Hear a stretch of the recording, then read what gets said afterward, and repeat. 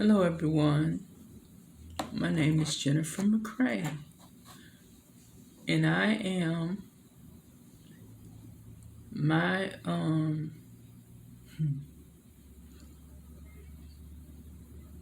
Okay, I'm trying to think what to say now. Okay, my name is Jennifer McCray. My channel is called J Shrink. I deal with mental health issues, psychological issues, mental health issues in the African American community, uh, issues in mental health care in organizations and things of that nature. Okay, and I'm a master's level uh, psychological practitioner. Um, I wanted to talk about something that it's a kind of little known secret in our community, in our mental health community, and that is having being a mental health professional yourself and working with other mental health professionals and the biases that ensues with working with those different mental health professionals, because they come from vast communities, mostly the white community, and you have a few from the Indian community, but very few from the black community. Black community, we don't have many mental health professionals. We don't have many mental health. We don't have many counselors, or in many psychiatrists or anything in that nature. Okay, or just clinicians in general. And I was just gonna tell my story. It's like, do you remember when Dr. Susan Moore had COVID? Is it COVID 19? It was back in the winter of this year. And she was a physician. She went to medical school, she had a practice and everything. But she went to this white hospital and they did not know how to treat her, and when she would recommend a certain drug regimen, they would ignore her and tell her she didn't know, and they were scared to give her narcotics when she was having pains from the COVID, because they were scared she was going to be an addict. And everything that she said, I mean, the doctors and nurses that she associated with in her illness, tragically she passed. But during the treatment of her illness, they devalued everything, every critique, every suggestion that she said. Now, granted, she was a doctor with her own physician, with her own practice. So she knew what x-rays or what drug regimens or what other kind of medical procedures that, she required. But they just dismissed her because she was black. And COVID also has, intense pain for some people. And they, like I said before, they wouldn't give her any painkillers because they were afraid that she would become a drug addict, a prescription drug addict. When in reality, there are more white people who are opioid and narcotic drug addicts than there are African Americans. It's this opioid plague and this prescription medicine plague that's going on in the Midwest and the West and up north. Well, I'm down here in Louisiana, but we don't have it as bad, but they have it bad. Okay, so that was another of their discriminatory practices. So like Dr. Susan Moore, I'm a master's level psychological practitioner, and I have been the victim of the systemic institutional racism, as well as being a person who treated other clients for mental illness. Okay? Yep. And I'll give you some cases. I mostly the cases came from my dealing with white psychiatrists and white social workers. A lot of times I would get a job because I would be manic. I got jobs very, very easily because I was manic. I worked hard. I did such a good job. In one of my jobs, I got 2 raises and 2 promotions in 1 year. I was manic. And people, when I come in manic, they think, oh, she's going to always be a workaholic. My dad was a workaholic. She's going to always be a workaholic. But no. In bipolar, you have your manic episodes, then you have your depressive episodes. So I would have the depressive episodes where I didn't have any energy to work or do anything, or I procrastinated, and they got rid of me. They would find some way to get rid of me. So even though I was basically, for some of these psychiatrists, I was diagnosing their patients because they told me I was a good diagnostician. They would just sign off. It would be my diagnosis and they would sign off. True to true. It's not a lie. They would sign off on whatever. They would say, like, whatever Jennifer says. If she says they have schizoaffective, then I agree with her. All right, or you should write it to tell the other doctors under him. Well, you should write it down. Jennifer's a good diagnostician and she's good at reading body languages. So, I became a patient really after I lost my job with this psychiatrist who was the head of the department. And when I was with these psychiatrists, they would just say they would consider me like an angry black woman or a black bitch, just a moody, unstable employee that they just had to find a way to get rid of. So I've gone through that when I was cycling. Cycling mean I was going, up and down. In bipolar, you go up and down. I was cycling. And one thing about this is it's very important for people, even professionals, to have culturally competent mental health professionals. And I only had that about 1 or 2 times. Ones that were black and that were culturally competent. And even if it's culturally competent, that is, say, if you are from the hood or from the projects, and you get misdiagnosed with schizophrenia by a white person, and they send you to a black person to help you with your therapy, they may not know how to prescribe the right medication because they think most black people who are mentally ill are schizophrenic. I was even schizophrenic, schizoaffective. And of course that didn't work because I was not that. And but they just didn't understand. They didn't know about, that. And there's a lot of clinicians out there, but we don't know about them.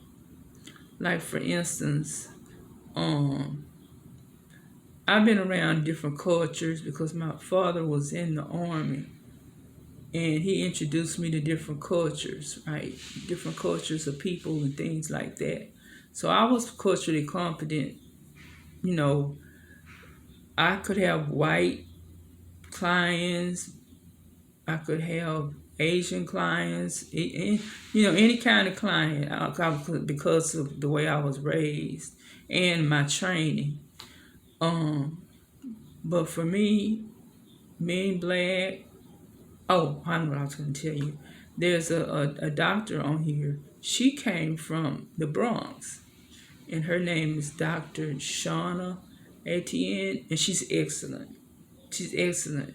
She knows how to break things down, mental illness or treatment strategies, or just opinions, professional opinions. She knows how to break it down to the hood people's level, or the people who live in the projects level, because she comes from the lower class of the Bronx. So, and she is she gets lots of clients and everything, and I like to watch her, and I want to give her a shout out. I wish I could be like that, but I came from a more or less middle class, just, well, but I learned a lot from my clients that come from the hood or from the projects.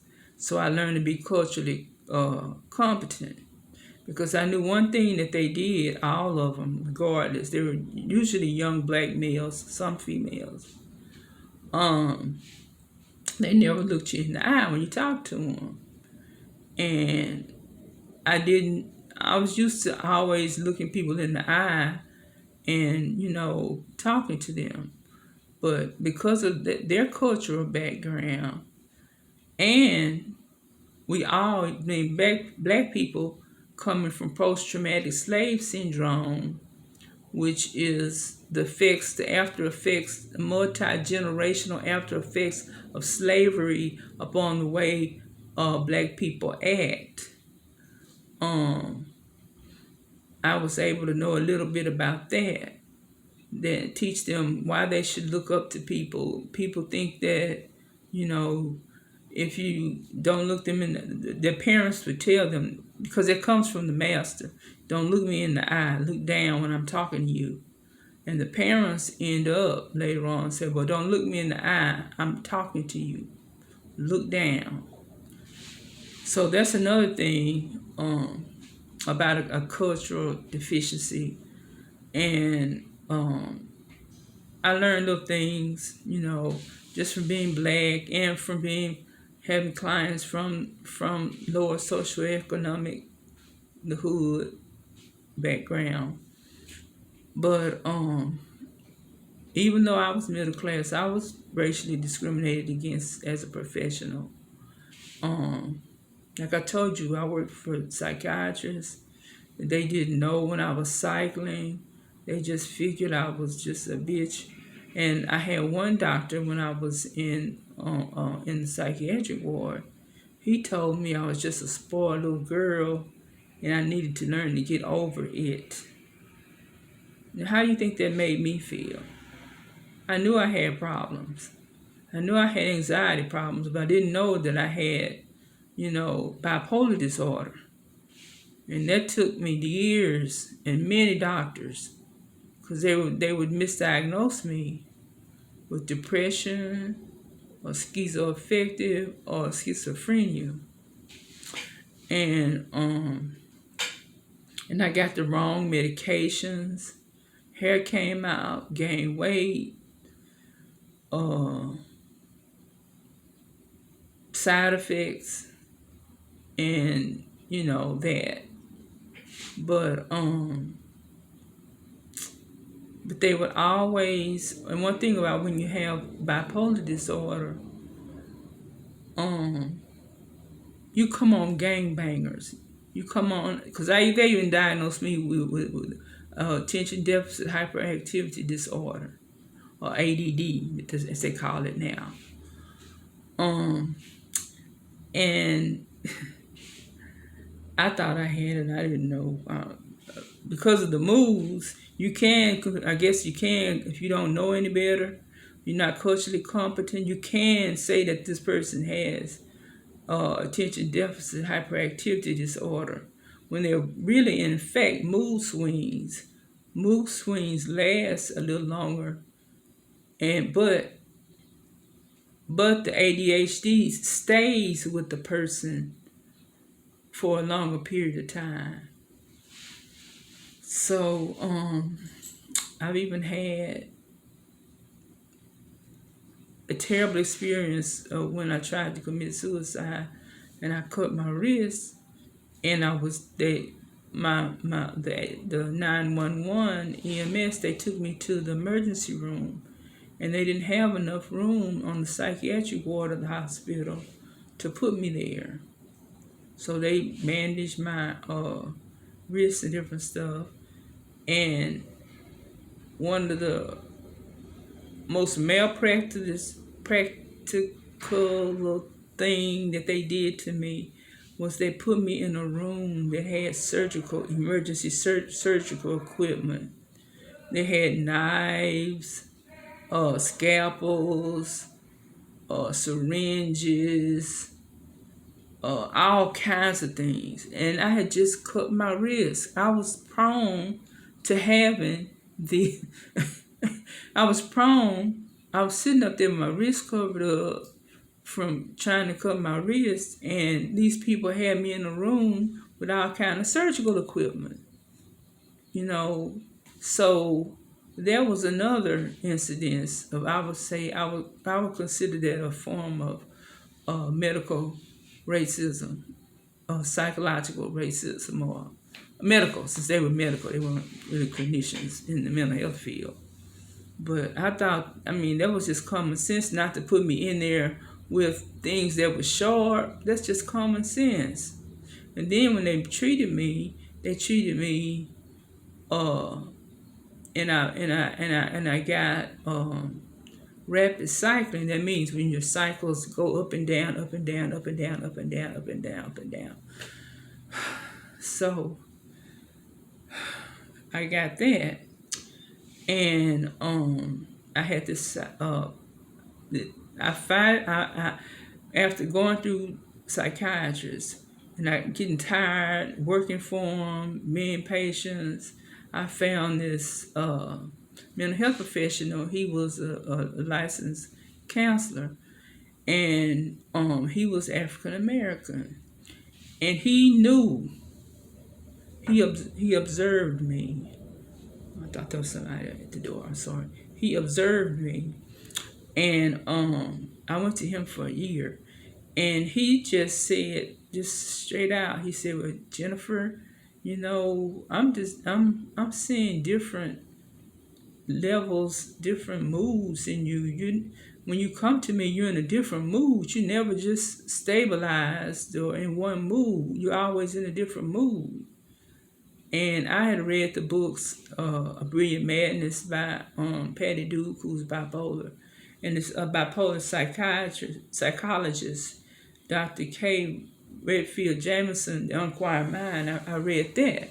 So I said, well, I might be bipolar, and I mentioned that I read the books, and he noticed from his notes, his progress notes, he said, in my professional opinion, I can't diagnose you as that, but I believe that you do have bipolar disorder, and I'm going to recommend you to one of my old psychiatrist bosses. So he did that, and they had me write down on a piece of paper what types of drugs I've been on and the names of them. So I filled the page up, and they said, "Well, you on everything but a mood stabilizer?" And I said, Yes. And I never been on a mood stabilizer. And they said, well, putting you on all these depressant medications could also um, make you prone to mania. That where you buy a lot, spend a lot, impulsive, just high flight of ideas, pressure to talk, talking a lot, you know. So, and my boss and even my students noticed. They said, Miss McCrae, she's not the same as she was last time during my workshops that I gave them. So, that's when I decided to go to that doctor, and he diagnosed me as that, and he gave me the medications, and I started to feel normal on that medication. And I said, I feel normal. It's the first time. Is this how normal people feel? Because I always felt that something was a little off. I don't know what it was, but something was a little off. And but eventually, I had problems with on the job with one of the head people, and I needed and they just all of a sudden transferred me from a supervisor whose parent had bipolar disorder, and who did know, even though she wasn't in the field, she did know bipolar when she saw it. And she, wrote a little note, and she noticed that I was talking a lot, doing a lot, being overly Jennifer. But anyway, so her input also came in there, and eventually they took her away from me and transferred me without my knowledge, without asking me or anything. They just transferred me to another department head who had no knowledge of that this person's supposed to have a master's degree in counseling, but they had no knowledge of how to deal with the client. Of an employee who had mental illness. I had some accommodations in the form of how they should treat me, because of my bipolar. I was also the ADA coordinator, which is I was the one who all the people that had disabilities. I had to make sure that their professors and instructors knew what different strategies to use to help them, do their work better. And one of my doctors had given me one to my boss. And so the other new boss said, well, we want you to get a new one. That one's too old. And I went to my psychiatrist that I currently had at the time. And he said, I didn't do that. He said, I don't do that. I don't even know what it's about.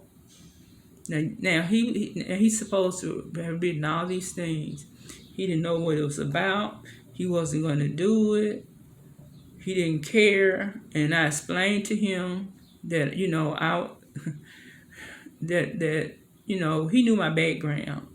And he knew that I was an ADA coordinator and that I knew how to do accommodation reports, and I can help. Just like they help these people who have PTSD write the reports for their dogs, when they're outside of the house. I was like that kind of an expert.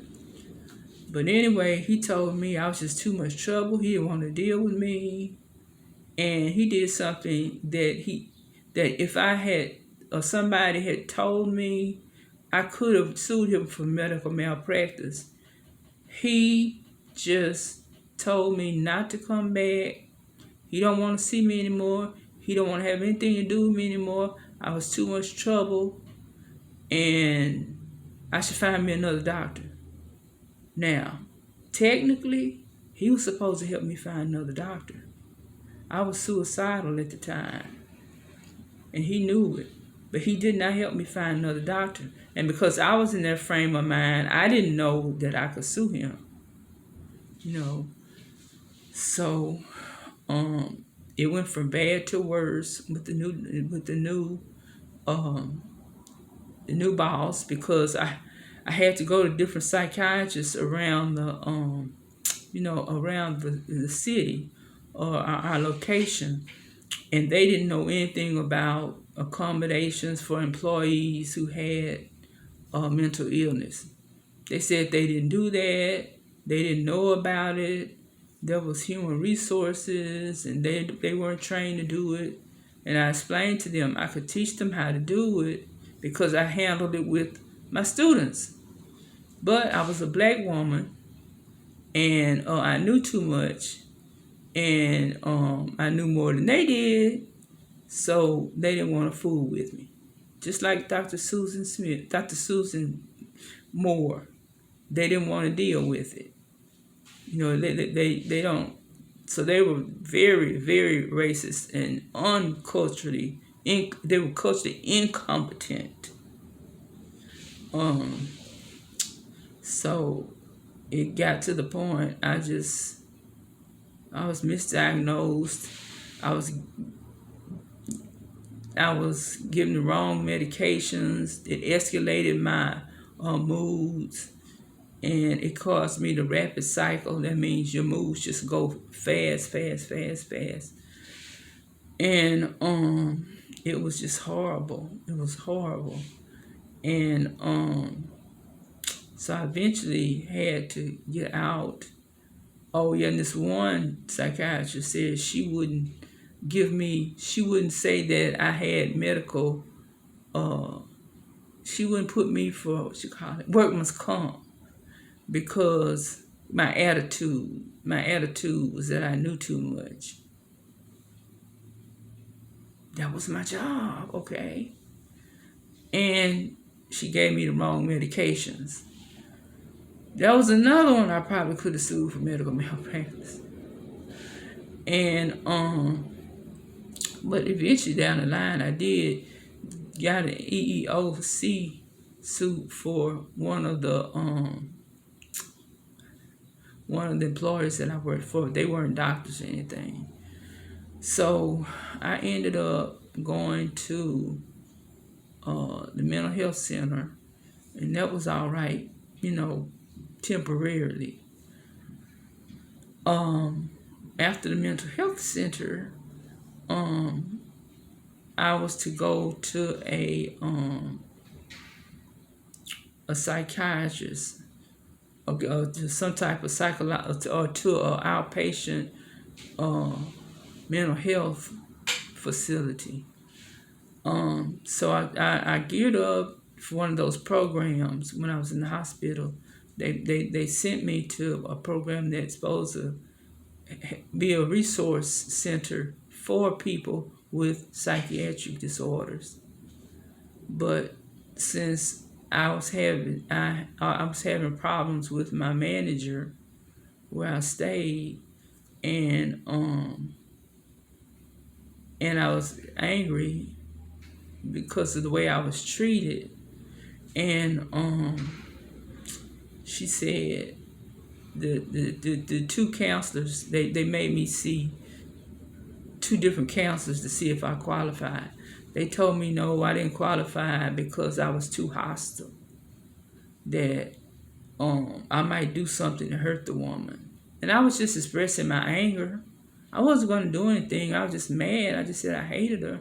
I wish something happened to her. That's all I said. And they we can't have you in this program. You're homicidal. You have to go somewhere else. We have to go to somewhere else. So I was left again to find on my own. And I just sat out and tried to work and tried to do things. And it just wasn't going right. It just people just didn't understand And I could have sued. So I did finally find one, and I stayed with them for about 3 years. And I found a psychiatrist. By the way, he was white and he was culturally competent. He had a lot of black patients, so he kind of clients, patients or whatever. So he knew what to do. So this just goes to say that I did better when I was working with or under treatment of a black mental health professional than I was with the few whites that knew how to deal with me, because they just thought I was just a troublemaker like Susan Moore. Fortunately, I didn't die of a suicide attempt, but it's just to show you that a lot of times why blacks won't seek mental health treatment is because they know that white people don't understand, the multi-generational trauma from slavery and all those different things, and how black people react differently under different circumstances than white people. Okay. But white people take more drugs than black people, but they give us higher doses of drugs than more people. And that's what basically my story was about. It's just and even being a mental health professional for other mentally ill people. I had black males, and all of them come from like lower socioeconomic, the project, the hood, whatever you call it. And the psychologist, the PhD psychologist, she was a white woman. And I complained to my boss when every single young black male that I got was borderline mentally retarded. That just incensed me even more, because that was just straight up racism. Not a one of them had normal IQ. They all was mild and mentally. And the school didn't say they maybe had behavioral problems, or some learning disabilities, but they weren't mentally. They didn't have intellectual disabilities. They didn't have that. Or mild mental retardation, as they used to call it back then. That's what they call it. Now they call it intellectual disabilities. And that made me angry too. I wanted to confront her, but my boss told me not to, because I knew a little bit about giving tests, because I had given tests, along the way in my psychological career. But it is hard, and you can understand why black people